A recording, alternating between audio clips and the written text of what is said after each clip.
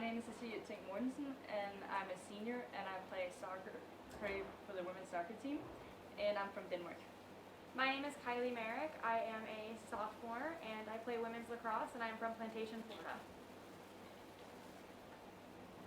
Now we'll be watching women's lacrosse highlights and women's soccer highlights. Clip 1. Tia gave me an assist. That actually hurt really bad, I remember that. And then that was... Yeah. So she was over here passing you and it kind of threw, right? Yeah, so normally that would be a charge if they were standing together. Okay. But since there was space and I ran through them, I kind of just hurt myself. But well, it's a goal. Yeah, so it counts. Yes, and so how is there specific rules to whenever you go to score on the goal? Is there anywhere you can't go? Is there anything specific to So that? you can't run through the goal, the crease, which is where the goalie stands. Okay. Only their defense can, and also you have to drop your stick right after you score, or it can be a penalty. Okay. So they have to check your stick afterwards and see if the ball is high enough in the stick, because if it's too low, then your stick is illegal. Okay. Clip 2. Again, this is Tia. She set a pick, and then I scored off her pick. Normally, picks work in the 8, which is we have an 8 and a 12, so that's where that worked. Okay, so what's the 8 and the 12? So the 8 meter is where you can take a penalty shot from, Okay. and that's closer to the goal. Obviously, Okay. 12 meters is far further away. But there's also a rule in girls lacrosse where you can't stand in the 8 meter for more than 3 seconds unless I'm a stick's length away from somebody else. Okay. Yeah. Okay, clip 3.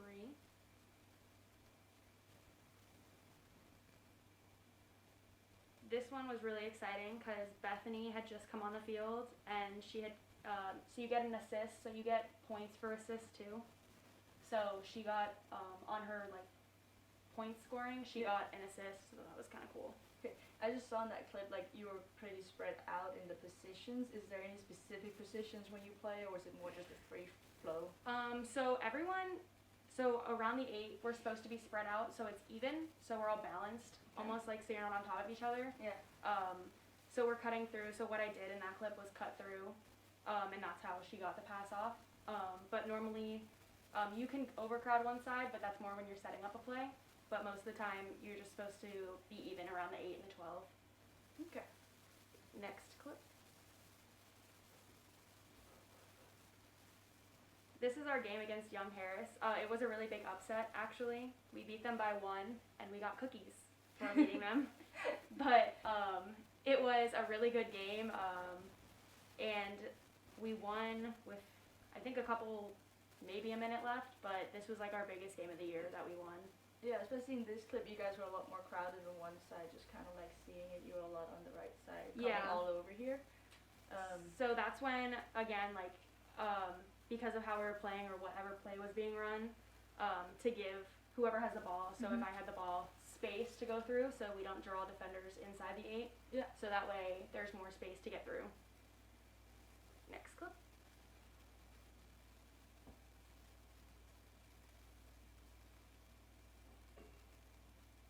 In this clip, I assisted Emily, so I got an assist on mine, but plays like that are actually way more exciting to me. That was really good. You literally found her completely free over here, attracting more defenders to yourself, and right at the right moment you kind of made the pass, pass. Yeah. So also in this clip too, I accidentally threw my stick down, which is illegal if you don't score, and you can actually get penalized for that. So I picked it up super fast just in case, so I didn't get penalized.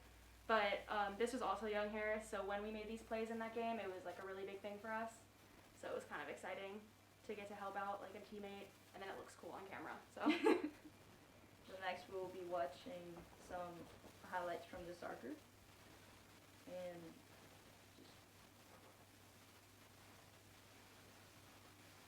okay, yeah.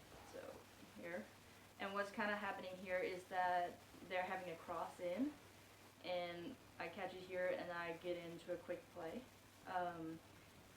So yeah, that's kind of how we have a lot of crosses during the games and stuff. how do you know how the ball's gonna curve, so you need to move to. So that's a lot of reading the game, which comes with the longer you practice, the more experience you get in it, and like reading the wind and everything throughout the field, and like you want to have your teammates in the right positions, because if you go and you miss it, you want to make sure someone's backing you up. So can somebody else stand in the goal with you to like? They can go behind me, they just can't use their hands. So like if I go out, often we have a defender like fall in behind me and actually kind of cover the goal, so they can block in case like I catch or someone run me down and I drop the ball, anything. Then we have a defender ready to kind of pick it up after. And you can only use your hands in the box, or can you use them? Only in the box. Okay. Outside the box, the other team gets a free kick. Okay. So this is the second clip. And they just kind of come through on a free shot. And That's cool. Do you ever hurt yourself diving? yeah, sometimes. But a lot here we kind of like, we play with foreign defense and kind of just try and get it through, but like sometimes they do get through our defense. And then because she's in front, I know there's a soccer rule that you can't be in front of your last defender because she's in front. Is that illegal? Yeah. So the orange team is our opponents here. And so I have a defender down here, Okay. closest to me, and because they're all like, they're in front of her, so if they had been between me and her, they would have been offside and Okay. it wouldn't count. But the shot came from out here, so they're not impacting the game, like the shot either, so that kind of also takes it away. Okay, cool. This is the next clip, which comes from a throw-in, and kind of gets a free shot from there. Does that make you nervous? Yeah. But also like it's the one thing I love to do is being in there, and there's a lot of reactions. How do you cover such a big net? So it's a lot about positioning and being at the right spot, but also a lot you do is tell your defenders which way to press. And so if they're pressing them to, you always want them pressing towards the outside, so you're making the goal as small as possible for them.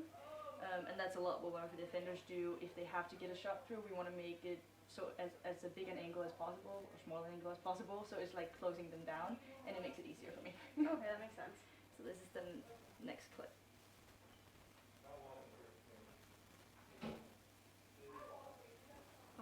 And kind of like you can see here, that's the importance of why we have like our defenders Somebody following back up there, right yeah. away. Because in this case, like the shot is flat, I don't hold it, we have a defender ready to clear it. Yeah, that gave me the chills watching that. Just in case they scored. That was good. Thank you. Thank you for watching our highlights, and go Pioneers. Let's go. Go Pioneers!